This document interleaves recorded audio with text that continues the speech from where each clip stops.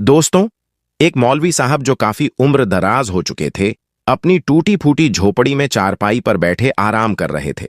तभी झोपड़ी के बाहर एक महिला कलेक्टर की गाड़ी आकर रुकती है। महिला कलेक्टर गाड़ी से उतरती है और झोपड़ी के अंदर जाने लगती है। अंदर पहुंचकर महिला कलेक्टर मौलवी साहब के पैर छूती है और कहती है कि अब्बा, मैं आ गई हूं। इस बात को सुनकर मौलवी साहब थोड़ा असमंजस में पड़ जाते हैं और उससे पूछने लगते हैं कि बेटी, तुम कौन हो और मुझे अब्बा क्यों पुकार रही हो? तो महिला कलेक्टर उनसे कहने लगती है कि अब्बा, आप मुझे भूल गए। मैं दिव्या हूं, मैं कलेक्टर बन चुकी हूं।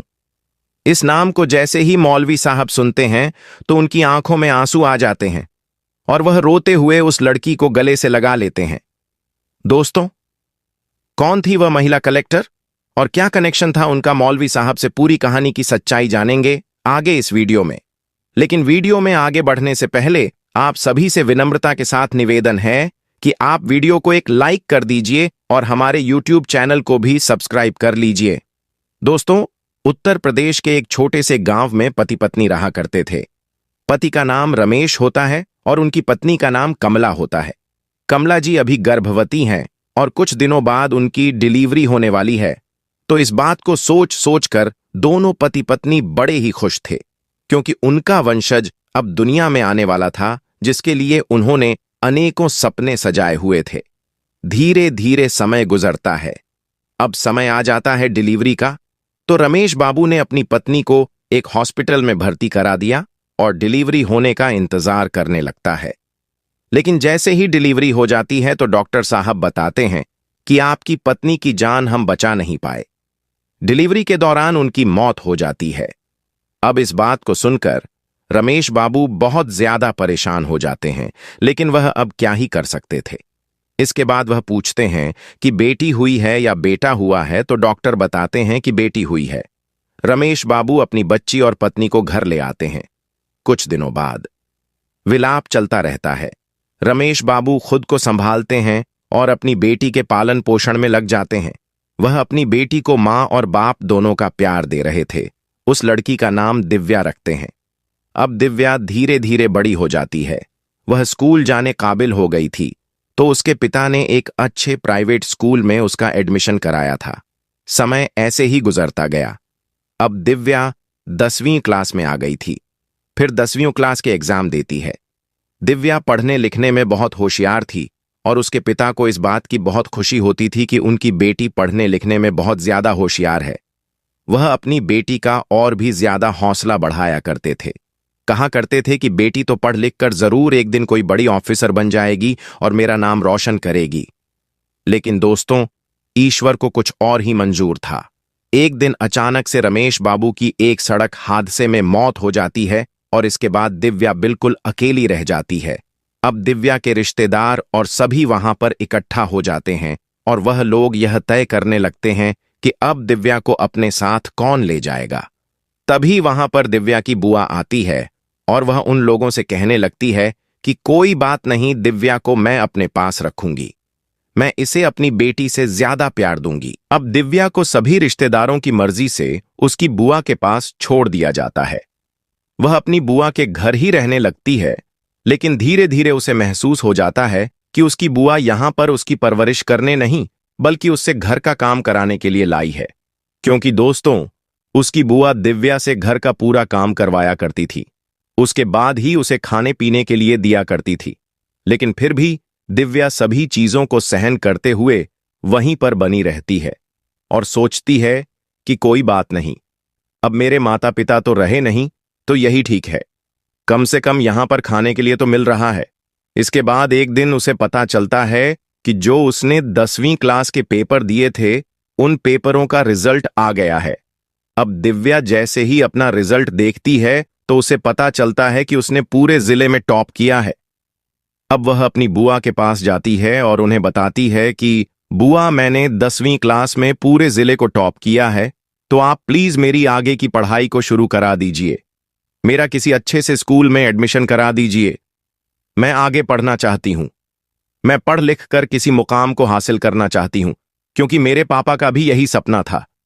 वह बार बार मुझसे कहते रहते थे कि तू पढ़ लिख कर किसी अच्छी पोस्ट को हासिल करेगी। अब इस बात को सुनने के बाद उसकी बुआ को गुस्सा आ जाता है। वह कहने लगती है कि अगर तू पढ़ने लिखने के लिए जाएगी तो घर का काम कौन करेगा। दिव्या अपनी बुआ को मनाने की कोशिश करती है, लेकिन उसकी बुआ उसे साफ साफ मना कर देती है और कहती है कि तुझे इस घर के अंदर ऐसे ही रहना पड़ेगा। इसके बाद दिव्या अपने आप को एक कमरे में बंद कर लेती है और फूट फूट कर रोने लगती है। उसे अपने पापा की वह सारी बातें याद आ रही थीं जो उसके पापा उससे कहा करते थे।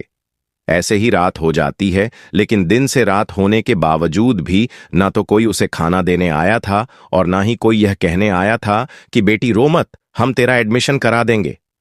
इसके बाद दिव्या अपने आप को संभालती है और परिस्थितियों के साथ जीने की कोशिश करने लगती है।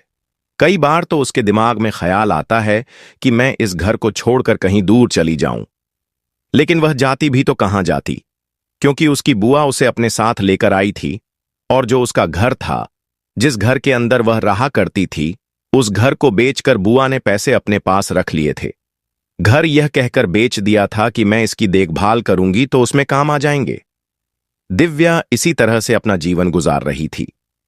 उसको दिन भर काम करना पड़ता और खाने के लिए उसे तब मिलता था जब पूरा परिवार खाना खा लिया करता था।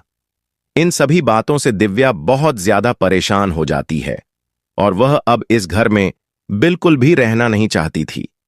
इसको यहां पर रहते हुए 1 साल हो गया था और 1 साल के दौरान बार बार उसे अपने पापा की वही बातें याद आया करती थीं कि बेटी तू पढ़ने लिखने में बहुत ही होशियार है और देखना तू एक दिन बड़ी ऑफिसर बनेगी। उसके दिमाग में ऑफिसर बनने का भूत सवार था और इसी वजह से दिव्या उस घर से भागने का फैसला कर लेती है। एक दिन उसकी बुआ और घर वाले किसी शादी में गए हुए थे और दिव्या को अकेले घर पर छोड़ गए थे। आज दिव्या के पास मौका था। वह अपना सारा सामान पैक करती है और चुपके से उस घर से निकल जाती है। फिर रेलवे स्टेशन की तरफ जाने लगती है।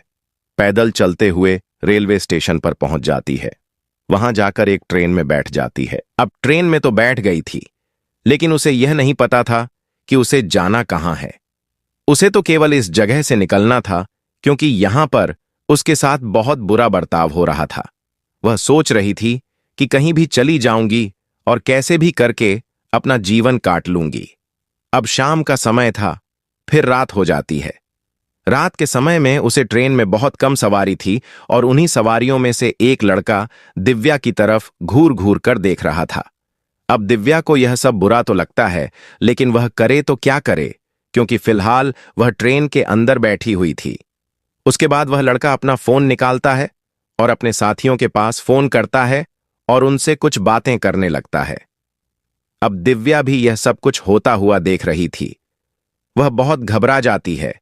अब जैसे ही अगला स्टेशन आता है तो उसे डिब्बे के अंदर एकदम से 3 लड़के और चढ़ते हैं और वह सभी उस पहले वाले लड़के के पास चले जाते हैं। वह लड़का दिव्या की तरफ इशारा करता है और फिर सभी लड़के दिव्या की तरफ देखने लगते हैं। दिव्या जैसे ही इन सभी चीजों को होते हुए देखती है तो वह खतरे को भांप जाती है और एकदम से उसी स्टेशन पर उतर जाती है। उसके उतरते ही वह लड़के भी उसके पीछे पीछे उतर गए थे और वह दिव्या का पीछा करने लगते हैं। दिव्या अपने बैग को लेकर भागने लगती है और वह लड़के भी उसका पीछा करने लगते हैं। दिव्या कभी इधर छुपती है तो कभी उधर छुपाती है और ऐसे ही छुपते छुपाते एक मस्जिद के सामने पहुंच जाती है। अब सवेरा भी होने वाला था। सुबह के 4 बज चुके थे। तभी एक मौलवी साहब नमाज पढ़ने के लिए उस मस्जिद के अंदर जाते हैं। अब जैसे ही दिव्या मौलवी साहब को उस मस्जिद के अंदर जाते हुए देखती है तो वह उन्हें बाबा कहकर मदद मांगने लगती है। अब इस आवाज को वह लड़के भी सुन लेते हैं, लेकिन इतनी ही देर में मौलवी साहब दिव्या को मस्जिद के अंदर बुला लेते हैं। वह दिव्या से पूछने लगते हैं कि बेटी तू कौन है, कहां से आई है और यहां इतनी सुबह सुबह क्या कर रही है। दिव्या रोते हुए उनको बताती है कि मैं कहीं जा रही थी और रास्ते से 4 लड़के मेरे पीछे लग गए। मौलवी साहब को बताती है कि वो लड़के बाहर ही खड़े हुए हैं, तो मौलवी साहब मस्जिद से बाहर निकलते हैं और उन लड़कों को धमकाकर भगा देते हैं। वो लड़के भी सोचते हैं कि लड़की मस्जिद के अंदर जा चुकी है और हो सकता है कि मस्जिद के अंदर और भी व्यक्ति हो, इसी वजह से वो डर कर वहां से चले जाते हैं।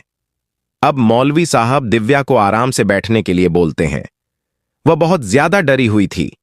फिर से पूछते हैं कि बेटी तू कौन है, कहां से आई है और तू कहां पर जाना चाहती है। अब दिव्या अपनी पूरी कहानी मौलवी साहब को बता देती है।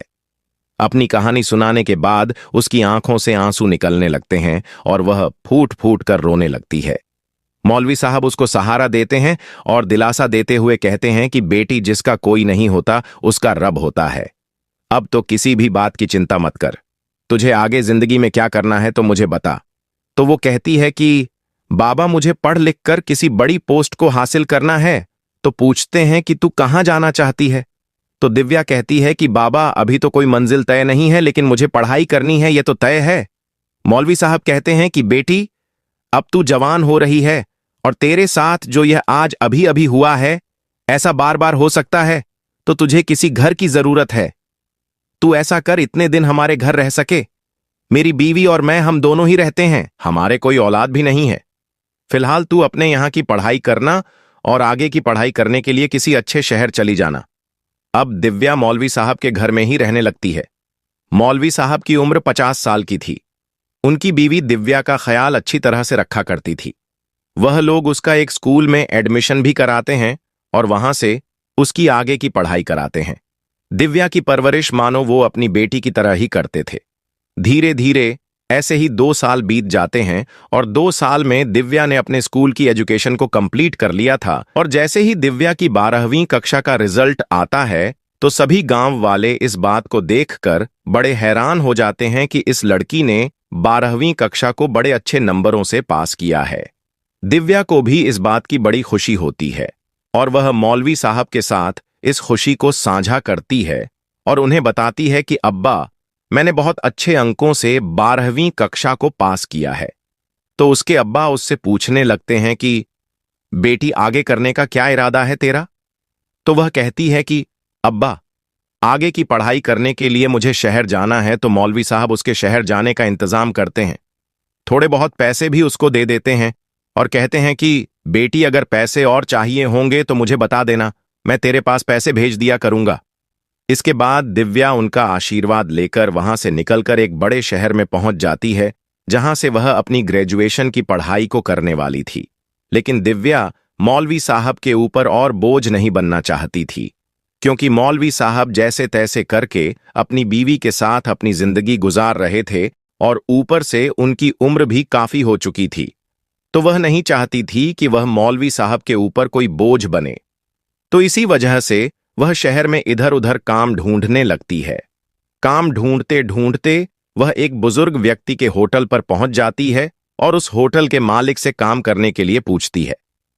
अब होटल का मालिक पहले उस लड़की की तरफ देखता है और उससे पूछता है कि बेटी तू क्या काम करेगी। तो वह बताती है कि बाबूजी मैं पढ़ी लिखी हूं, आप जैसा चाहो वैसा मैं काम कर दूंगी। कोई भी काम हो वही चलेगा, लेकिन मुझे पढ़ने के लिए थोड़ा सा टाइम चाहिए होगा। उसके बाद होटल मालिक दिव्या के बारे में पूछने लगता है कि बेटी तू कौन है, कहां से आई है और किस वजह से तुझे काम चाहिए। क्या तेरे परिवार वाले तेरे साथ नहीं रहते क्या। तो उसके बाद दिव्या रो रो कर अपनी पूरी कहानी होटल के मालिक को सुनाती है। होटल का मालिक भी दिव्या की पूरी कहानी को सुनता है तो वह भी भावुक हो जाता है और उससे कहता है कि बेटी कोई बात नहीं, अगर ऐसी ही बात है तुझे पढ़ना है तो तू यहीं रहकर पढ़ सकती है। तेरी पढ़ाई में जो भी मुझसे मदद होगी मैं वह करने के लिए तैयार हूं और तुझे जैसा भी काम करना हो वैसा काम तुम होटल में कर सकती हो। यानी कि होटल मालिक अब दिव्या को आगे पढ़ाना चाहता था। इसका कारण यह था कि होटल मालिक की भी एक बेटी थी और उसको पढ़ाने के लिए होटल मालिक ने बहुत ही ज्यादा जद्दोजहद की थी, लेकिन वह कुछ खास पढ़ाई नहीं कर पाती है। अब वह दिव्या के अंदर अपनी बेटी का प्रारूप देखते हैं और कहते हैं कि बेटी अगर तू पढ़ लिख कर बड़ा अफसर बन गई तो मैं अपने आप को धन्य समझूंगा। इसके बाद होटल मालिक उसकी पढ़ाई लिखाई का खर्चा उठाते हैं और साथ ही साथ दिव्या होटल पर ही काम करने लगती है। धीरे धीरे समय बीता और समय के साथ साथ दिव्या अपनी ग्रेजुएशन कंप्लीट कर लेती है और जैसे ही दिव्या की ग्रेजुएशन कंप्लीट होती है तो उसके बाद वह होटल मालिक से कहने लगती है कि बाबूजी अब मुझे आगे की पढ़ाई करने के लिए दिल्ली जाना पड़ेगा। तो होटल मालिक उसे खुशी खुशी दिल्ली भेज देता है और उसका पूरा खर्चा उठाने की जिम्मेदारी उठा लेता है। वह दिव्या को खुद जाकर एक अच्छे से कोचिंग सेंटर में उसका एडमिशन कराता है और उसके रहने खाने पीने का इंतजाम करा देता है। दिव्या मन लगाकर मेहनत करती है और मेहनत के साथ धीरे धीरे कुछ समय बाद दिव्या डिस्ट्रिक्ट कलेक्टर बन जाती है। अब जैसे ही वह डिस्ट्रिक्ट कलेक्टर बनती है तो यह खुशखबरी सबसे पहले वह होटल मालिक को देती है कि बाबूजी, मैं जिला कलेक्टर बन गई हूं। होटल मालिक इस बात को सुनकर बड़ा ही खुश होता है। इसके बाद दिव्या ट्रेनिंग के लिए चली जाती है और अपनी ट्रेनिंग कंप्लीट करने के बाद एक जगह पर उसकी पोस्टिंग हो जाती है। अब दिव्या के पास सरकारी गाड़ी थी, सरकारी घर था। उसे अब किसी बात की कोई परेशानी नहीं थी। इसके बाद जो होटल मालिक होता है वह एक दफा उससे मिलने के लिए भी आता है। दिव्या उनका अच्छे से वेलकम करती है और बाबूजी बाबूजी कहकर उनको संबोधित करती है। अब होटल मालिक जैसे ही उससे मिलने के लिए आया था तो एकदम से उसे उन मौलवी साहब की भी याद आ जाती है, क्योंकि मौलवी साहब और उनकी बीवी ने भी उसके साथ बहुत ही अच्छा व्यवहार किया था और 2 साल तक उसकी देखरेख की थी और 12वीं क्लास तक उसे शिक्षा दिलाई थी। इसके बाद दिव्या मौलवी साहब से मिलने का मन बना लेती है और अपनी सरकारी गाड़ी में बैठकर सीधा मौलवी साहब के घर चली जाती है। अब इन बातों को लगभग 7 साल बीत गए थे और 7 साल बाद दिव्या एक कलेक्टर साहिबा के भेष में सीधा उस घर पर पहुंचती है जहां वो कभी मौलवी साहब और उनकी बीवी के साथ रहा करती थी। वहां पहुंचने के बाद वो देखती है कि जिस घर में कभी वो रहा करती थी वो घर फिलहाल नहीं है। उस घर की जगह एक टूटी फूटी झोपड़ी बनी हुई है। तो दिव्या उस झोपड़ी के अंदर जाने लगती है। सामने मौलवी साहब अपनी चारपाई पर बैठे हुए थे और दिव्या की तरफ असमंजस भरी निगाहों से देख रहे थे। दिव्या जाकर उनके पैर छूने लगती है तो मौलवी साहब उससे कहने लगते हैं कि बेटी, कौन है तू और मेरे पैर क्यों छू रही है? तो दिव्या उनसे कहने लगती है कि अब्बा, आप मुझे भूल गए। मैं दिव्या हूं और मैं एक जिला कलेक्टर बन गई हूं। अब जैसे ही मौलवी साहब दिव्या का नाम सुनते हैं और उन्हें पता चलता है कि वो जिला कलेक्टर बन गई है, अब मौलवी साहब फूट फूट कर रोने लगते हैं और रोते हुए दिव्या को गले से लगा लेते हैं। अब जब मौलवी साहब के झोपड़े के सामने एक बहुत बड़ी कार आकर रुकी थी तो गांव के लोगों में हड़कंप मच जाता है और सभी सोचने लगते हैं कि मौलवी साहब ने ऐसा क्या कर दिया जो इनकी झोपड़ी पर इतने बड़े बड़े लोग आए हैं और साथ में पुलिस भी है। क्योंकि दिव्या के साथ सुरक्षा कर्मियों की गाड़ियां भी थीं तो सभी गांव के लोग वहां पर इकट्ठा हो गए थे। उसके बाद जैसे ही सभी लोगों को यह बात पता चलती है कि यह वही दिव्या है जो 2 साल तक इसी गांव में रही थी, तो सभी लोग दिव्या की इस कामयाबी की बेहद खुशी मनाते हैं और दिव्या को बहुत ज्यादा प्रोत्साहित करते हैं। अब दिव्या मौलवी साहब से कहती है कि अब्बा, अम्मी नहीं दिखाई दे रही, कहां पर है वह? तो बाबा बताते हैं कि बेटी, उनको गुजरे हुए 3 साल हो गए हैं। यह बात सुनकर दिव्या रोने लगती है और कहती है, अब्बा चलो, अब आपको यहां नहीं रहना है। तो पहले तो मौलवी साहब उससे मना करते हैं, कहते हैं कि बेटी मुझे यहीं पर रहने दो। लेकिन दिव्या उनसे जिद करती है, कहती है कि बाबा आपको मेरे साथ चलना होगा और मैं आपकी सेवा करना चाहती हूं। लेकिन मौलवी साहब उससे कहते हैं कि बेटी यहां पर पास में मस्जिद है तो मैं वहां जाकर नमाज पढ़ लेता हूं, लेकिन मैं वहां यह काम नहीं कर पाऊंगा। तो दिव्या उन्हें बताती है कि जहां पर मेरा घर है उससे थोड़ी दूर पर ही एक मस्जिद भी है, वहां जाकर आप नमाज पढ़ लिया करना। अगर आपको यह लगता है कि मैं एक हिंदू हूं तो यह चीज अपने दिमाग से निकाल दीजिए, क्योंकि आपने जिस वक्त मेरी मदद की थी तो आपने यह चीज नहीं देखी थी कि मैं हिंदू हूं या मुस्लिम हूं। आपने इस चीज का बिल्कुल भी भेदभाव नहीं किया था, तो मैं भी आपकी सेवा इसी तरह से करूंगी। आप मेरे पिता समान हो और पिता की तरह ही मैं आपकी सेवा करना चाहती हूं। ऐसा कहकर दिव्या मौलवी साहब को अपने साथ ले जाती है और उसकी इस बात को देखकर गांव के सभी लोग वाह वाह करने लगते हैं। मौलवी साहब उसके घर में रहा करते हैं और पास वाली मस्जिद में नमाज अदा करने के लिए चले जाया करते हैं। दिव्या मौलवी साहब की अच्छी तरह से देख रेख किया करती है और जब कभी दिव्या से कोई मिलने के लिए आया करता है तो वह मौलवी साहब को घर में अंदर देखकर बड़ा ही हैरान हो जाता है। लेकिन जब बेईमानी पूरी कहानी उनको बताया करती है तो वह लोग भी बेईमानी की तारीफ किया करते हैं और कहते हैं कि यह होती है असली इंसानियत। कभी कभी वह होटल मालिक भी उससे मिलने के लिए आया करता है। अपने सहपरिवार और अपनी बेटी को दिव्या को दिखाकर बताया करता है कि ऐसी होती है बेटी दिव्या, दोनों का अपने पिता की तरह मान सम्मान किया करती है।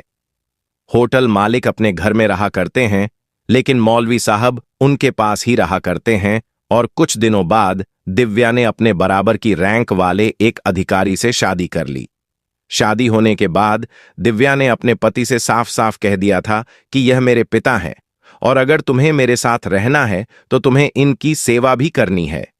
दिव्या का पति जैसे ही पूरी कहानी को सुनता है कि किस तरह से दिव्या आईएएस ऑफिसर बनी है और किस समय में मौलवी साहब ने उनका साथ दिया था, तो जो दिव्या का पति होता है उसकी आंखों में भी मौलवी साहब की इज्जत और भी ज्यादा बढ़ जाती है और वह भी उनकी अच्छी तरह से देखभाल करने लगता है।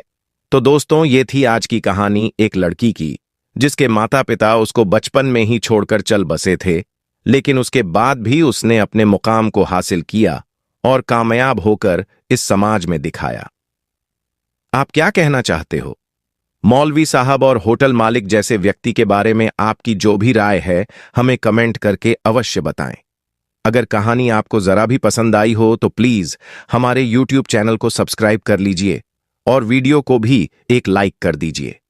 मिलते हैं फिर से एक नई और इंटरेस्टिंग कहानी के साथ। तब तक के लिए धन्यवाद। जय हिंद, जय भारत। दोस्तों, एक मौलवी साहब जो काफी उम्र दराज हो चुके थे, अपनी टूटी फूटी झोपड़ी में चारपाई पर बैठे आराम कर रहे थे। तभी झोपड़ी के बाहर एक महिला कलेक्टर की गाड़ी आकर रुकती है। महिला कलेक्टर गाड़ी से उतरती है और झोपड़ी के अंदर जाने लगती है। अंदर पहुंचकर महिला कलेक्टर मौलवी साहब के पैर छूती है और कहती है कि अब्बा, मैं आ गई हूं। इस बात को सुनकर मौलवी साहब थोड़ा असमंजस में पड़ जाते हैं और उससे पूछने लगते हैं कि बेटी, तुम कौन हो और मुझे अब्बा क्यों पुकार रही हो? तो महिला कलेक्टर उनसे कहने लगती है कि अब्बा, आप मुझे भूल गए। मैं दिव्या हूं, मैं कलेक्टर बन चुकी हूं। इस नाम को जैसे ही मौलवी साहब सुनते हैं तो उनकी आंखों में आंसू आ जाते हैं और वह रोते हुए उस लड़की को गले से लगा लेते हैं। दोस्तों, कौन थी वह महिला कलेक्टर और क्या कनेक्शन था उनका मौलवी साहब से? पूरी कहानी की सच्चाई जानेंगे आगे इस वीडियो में। लेकिन वीडियो में आगे बढ़ने से पहले आप सभी से विनम्रता के साथ निवेदन है कि आप वीडियो को एक लाइक कर दीजिए और हमारे YouTube चैनल को भी सब्सक्राइब कर लीजिए। दोस्तों, उत्तर प्रदेश के एक छोटे से गांव में पति पत्नी रहा करते थे। पति का नाम रमेश होता है और उनकी पत्नी का नाम कमला होता है। कमला जी अभी गर्भवती हैं और कुछ दिनों बाद उनकी डिलीवरी होने वाली है। तो इस बात को सोच सोचकर दोनों पति पत्नी बड़े ही खुश थे, क्योंकि उनका वंशज अब दुनिया में आने वाला था, जिसके लिए उन्होंने अनेकों सपने सजाए हुए थे। धीरे धीरे समय गुजरता है। अब समय आ जाता है डिलीवरी का। तो रमेश बाबू ने अपनी पत्नी को एक हॉस्पिटल में भर्ती करा दिया और डिलीवरी होने का इंतजार करने लगता है। लेकिन जैसे ही डिलीवरी हो जाती है तो डॉक्टर साहब बताते हैं कि आपकी पत्नी की जान हम बचा नहीं पाए। डिलीवरी के दौरान उनकी मौत हो जाती है। अब इस बात को सुनकर रमेश बाबू बहुत ज्यादा परेशान हो जाते हैं, लेकिन वह अब क्या ही कर सकते थे। इसके बाद वह पूछते हैं कि बेटी हुई है या बेटा हुआ है, तो डॉक्टर बताते हैं कि बेटी हुई है। रमेश बाबू अपनी बच्ची और पत्नी को घर ले आते हैं। कुछ दिनों बाद विलाप चलता रहता है। रमेश बाबू खुद को संभालते हैं और अपनी बेटी के पालन पोषण में लग जाते हैं। वह अपनी बेटी को मां और बाप दोनों का प्यार दे रहे थे। उस लड़की का नाम दिव्या रखते हैं। अब दिव्या धीरे धीरे बड़ी हो जाती है। वह स्कूल जाने काबिल हो गई थी, तो उसके पिता ने एक अच्छे प्राइवेट स्कूल में उसका एडमिशन कराया था। समय ऐसे ही गुजरता गया। अब दिव्या 10वीं क्लास में आ गई थी। फिर 10वीं क्लास के एग्जाम देती है। दिव्या पढ़ने लिखने में बहुत होशियार थी और उसके पिता को इस बात की बहुत खुशी होती थी कि उनकी बेटी पढ़ने लिखने में बहुत ज्यादा होशियार है। वह अपनी बेटी का और भी ज्यादा हौसला बढ़ाया करते थे। कहा करते थे कि बेटी तो पढ़ लिख कर जरूर एक दिन कोई बड़ी ऑफिसर बन जाएगी और मेरा नाम रोशन करेगी। लेकिन दोस्तों, ईश्वर को कुछ और ही मंजूर था। एक दिन अचानक से रमेश बाबू की एक सड़क हादसे में मौत हो जाती है और इसके बाद दिव्या बिल्कुल अकेली रह जाती है। अब दिव्या के रिश्तेदार और सभी वहां पर इकट्ठा हो जाते हैं और वह लोग यह तय करने लगते हैं कि अब दिव्या को अपने साथ कौन ले जाएगा। तभी वहां पर दिव्या की बुआ आती है और वह उन लोगों से कहने लगती है कि कोई बात नहीं, दिव्या को मैं अपने पास रखूंगी, मैं इसे अपनी बेटी से ज्यादा प्यार दूंगी। अब दिव्या को सभी रिश्तेदारों की मर्जी से उसकी बुआ के पास छोड़ दिया जाता है। वह अपनी बुआ के घर ही रहने लगती है, लेकिन धीरे धीरे उसे महसूस हो जाता है कि उसकी बुआ यहां पर उसकी परवरिश करने नहीं बल्कि उससे घर का काम कराने के लिए लाई है। क्योंकि दोस्तों, उसकी बुआ दिव्या से घर का पूरा काम करवाया करती थी, उसके बाद ही उसे खाने पीने के लिए दिया करती थी। लेकिन फिर भी दिव्या सभी चीजों को सहन करते हुए वहीं पर बनी रहती है और सोचती है कि कोई बात नहीं, अब मेरे माता पिता तो रहे नहीं तो यही ठीक है, कम से कम यहां पर खाने के लिए तो मिल रहा है। इसके बाद एक दिन उसे पता चलता है कि जो उसने 10वीं क्लास के पेपर दिए थे उन पेपरों का रिजल्ट आ गया है। अब दिव्या जैसे ही अपना रिजल्ट देखती है तो उसे पता चलता है कि उसने पूरे जिले में टॉप किया है।